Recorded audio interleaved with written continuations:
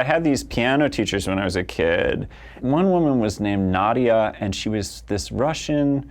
She'd wear these like red leather pants, and she'd smoke cigarettes, and she was really critical. She would say these like, she said about my sister once, it was like a little girl taking piano lessons. She goes, Nora is fundamentally sloppy, and I worry that will haunt her whole life. Like about a little girl who's just like trying to learn like hot cross buns.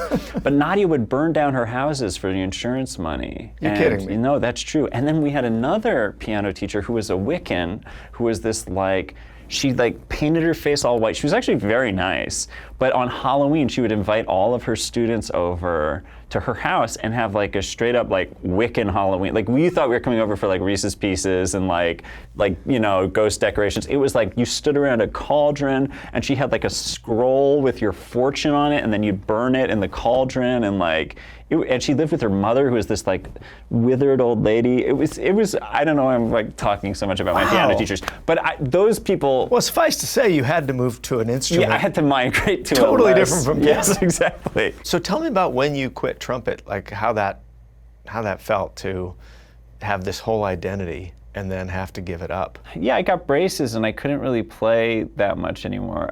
The orthodontist who gave me braces was this like, I used to hate going to his office so much because he had like, he was a really strange character in a way. He had like a picture of himself dressed as an orthodontist, putting braces on himself dressed as Superman in his office. What? And yeah, it was so weird. And then he also had this giant wall-sized mural with him. It was a 3D mural of him dressed as an orthodontist putting braces on the animals in the jungle. He was like this like very strange guy, and he would always sort of joke with me about Dizzy Gillespie, but I hated him because he was the guy who was, you know, destroying my dreams in my head. I like vilified him. Yeah, I used to take pliers and tear out the wire so that I could play because I'd get so frustrated. Really? Yeah, it was pretty intense. And what were the fights like with your dad when he had to pay the bill because you tore the wire? They were incredibly understanding, to the degree that he took me to my father took me to Wynton Marsalis's dentist in New York because he wanted to see if there was some way we could get braces that wouldn't mess up my playing. This guy was called Dr. Chops.